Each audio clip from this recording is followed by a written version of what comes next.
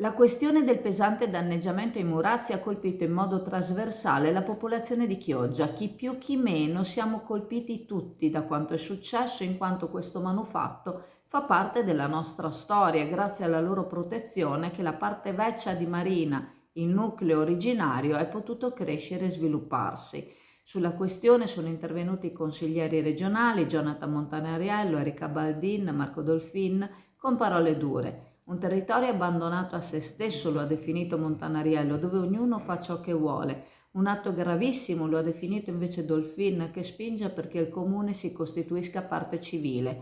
Baldin preannuncia il deposito di un'interrogazione rivolta al presidente del Veneto Zaia per chiedere se la regione fosse a conoscenza dei gravi fatti accaduti, ricordando inoltre ciò che era successo alla casa dei Canevini.